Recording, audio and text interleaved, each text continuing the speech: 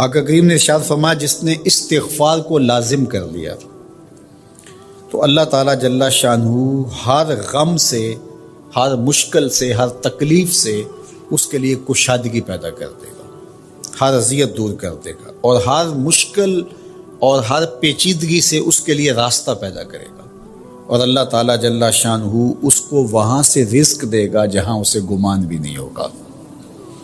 اللہ اکبر۔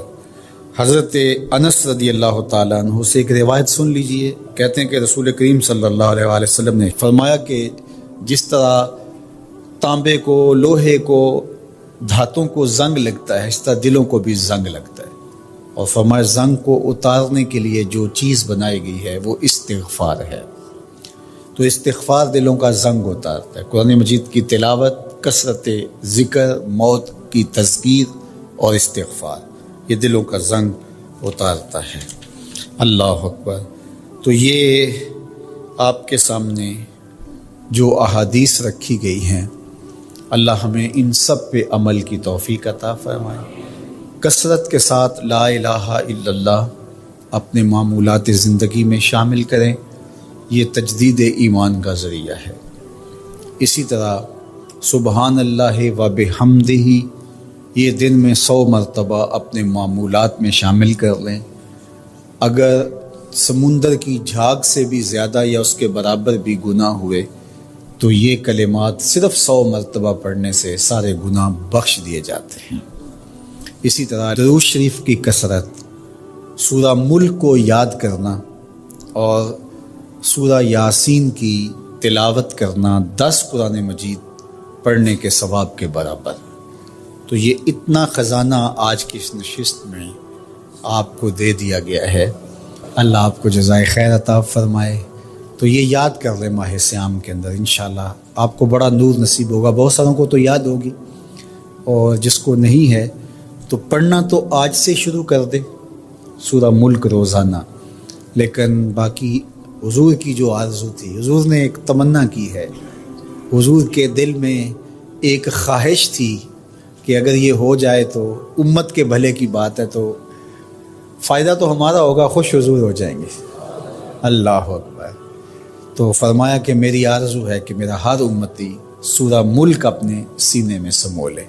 اللہ سورہ ملک کا جمال بھی دے، اس کی تلاوت کا نور بھی نصیب فرمائے، صحت لفظی کے ساتھ اس کو پڑھنے کی، اس کو یاد کرنے کی توفیق نصیب فرمائے۔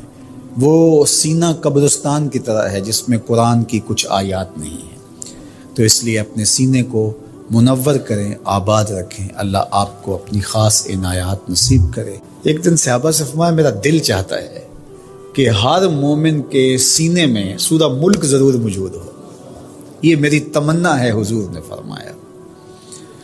تو میں آرزو کروں گا جو مجھے سن رہے ہیں، اس رمضان میں پھر کوشش کر کے یہ صورت یاد کر لیجیے۔ بہت بڑی صورت نہیں ہے حجم کے اعتبار سے، صرف 30 آیات ہیں۔ اگر 2 آیتیں روز یاد کریں تو آپ کو 15 دن لگیں گے، صرف 2 آیات۔ تبارک الذی بیدہ الملک وہو علی کل شیء قدیر، ایک تو یاد ہو گئی آپ کو، سبق کا آغاز ہو گیا۔ اب باقی 29 آیتیں رہ گئی ہیں۔ تو میں چاہوں گا کہ میرے جملہ سننے والے اور آپ جتنے لوگ موجود ہیں یہ ارادہ کریں، عزم مصمم، کہ ہم نے سورہ ملک یاد کرنی ہے، اور یہ میری آرزو نہیں ہے، یہ میرے حضور کی آرزو ہے۔ اللہ اکبر۔ تو حضور نے فرمایا انا سورۃ فی القرآن 30 آیۃ، فرمایا قرآن مجید میں ایک سورت ہے جس کی صرف 30 آیات ہیں۔ اگر کوئی شخص اس سورت کی تلاوت کرتا ہے تو اللہ تعالیٰ جل شانہ اس کی برکت سے اس کی مغفرت فرما دیتا ہے۔